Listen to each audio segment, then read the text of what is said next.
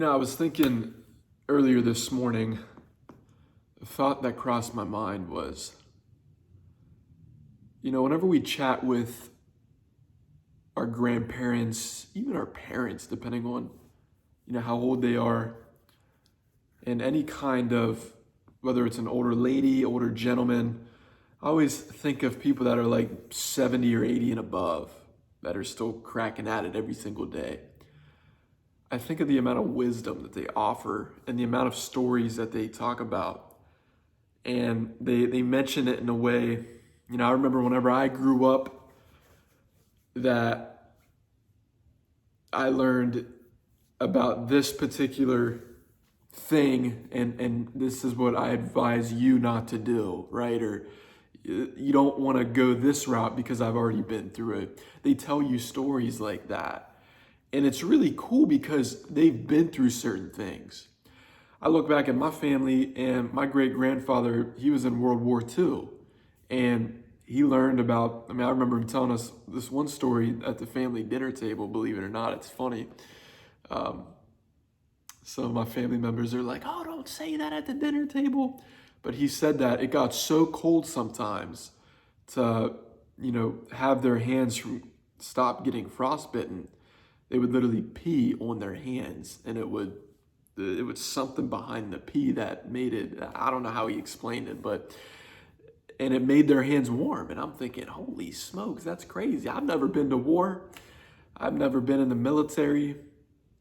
But, I hear stories like this, and that one just so in particular happened to be from my great grandfather. And I'm sure you listening to this, you hear stories from older people, and it's very cool because you get a chance to learn lessons. Another great story from my great grandfather, every time I'd see him, he would always say, Nate, where's the sun at right now?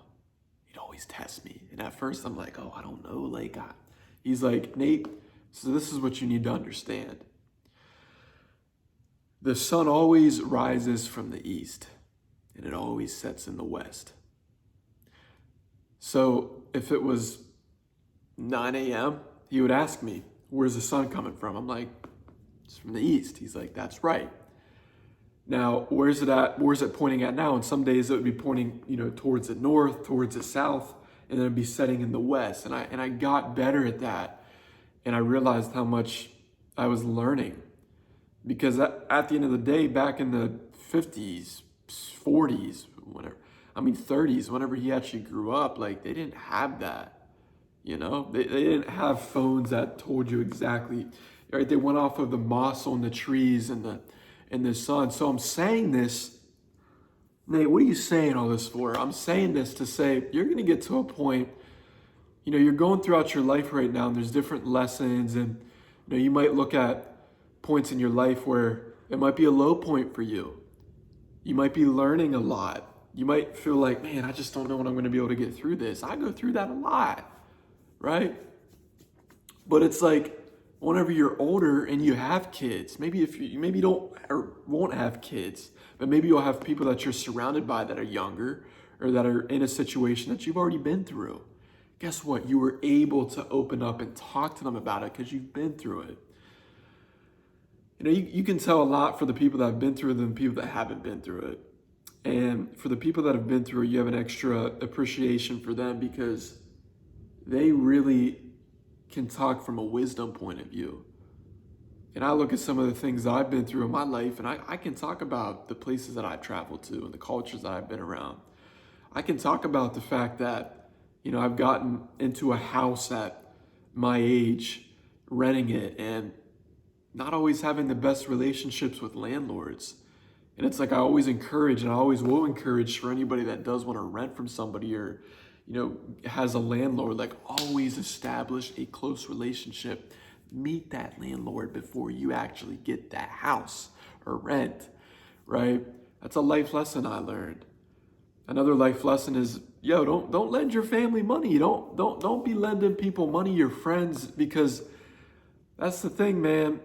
Especially if you're not in a good space to just give it. If you have a lot of money and you want to give it without any intention of getting it back, that's cool. But if it comes to a point where it's like, hey, I'm going to lend you money and you better pay me back, please don't do that. because you will ruin so many relationships, and you might hold a grudge against somebody. And it's like, I can attest to these things because it's happened to me. You are going to get to a point in your life, ladies and gentlemen, where you are going to be talking from a wisdom point of view, and you're going to be that older person. You don't have to be in your 70s and above. I'm 24 right now, and holy smokes, the stuff that I can talk about, thinking, wow, talk about a blessing. So understand these things. When life isn't always going in your favor, understand that that is a lesson that you can have and you can store away, but most importantly, you can apply it into other people's lives. If somebody's going through it, if somebody's going through a toxic relationship, can you implement that? Like, can you give them some advice? Some people, they aren't willing to take advice, and that's okay. I wasn't willing to take advice at a period in my life. Everybody is going through it in their own way. And you need to understand, not everybody is in a position to truly accept your wisdom, and truly to accept your advice. Not everybody deserves it. That's the hard part. I personally thought that just the fact that I wanted to help somebody, that they would automatically want it. It's not the case. Just because you want to help somebody, just because you want to be the nice guy, the nice girl, just because you want to get them out of a situation, that doesn't mean that they want to. Or they might say that they want to, but that doesn't mean that they truly, at that given moment in time, deserve to. You might have, wow, everybody deserves to be great, right? Of course they do. Everybody does.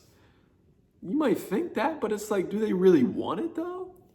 And that's where you have to come back into reality and think, everybody wants to be wealthy, but how many people truly want to be wealthy? And how many people deserve to be wealthy? You might want to be wealthy, but what are your actions replicating to being wealthy? Right? These are the different kinds of shifts that you need to have within your paradigm. Bob Proctor says it best. You need to have a paradigm shift. Check out some of Bob's videos. There's so many beautiful people in this world, ladies and gentlemen, that you can learn from. And man,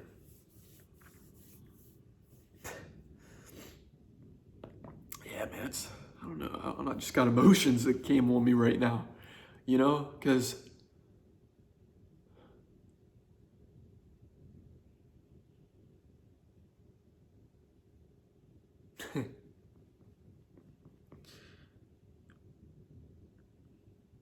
wow, man.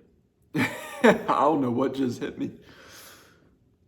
I care so much for people, and I want the best for them, but not everybody wants the best for themselves. And I'd say that's probably the toughest part in this life. But you know what, you just got to keep going. You just got to keep doing great things and keep moving forward. Because you will get rewarded one way or another, even if it doesn't feel like you will. Even if you're doing all the good in the world and you feel as if the world's going against you. And you feel as if people might not be on your shoulders, even though you've been on their shoulders the entire time, just helping them. We all go through something. But understand the wisdom that you have to offer. That doesn't go away. Remember that. Maybe you've been raped. Maybe you've stolen. Maybe you've been in crimes. Maybe you've seen somebody die right before, your very own eyes. Maybe you've traveled to different areas. Maybe you've been bankrupt. Maybe you've been homeless. Maybe you've been starving. Maybe you should have died, but you haven't. Whatever it is that you've been through, understand that it is you, and nobody can take that away from you. That is your own wisdom.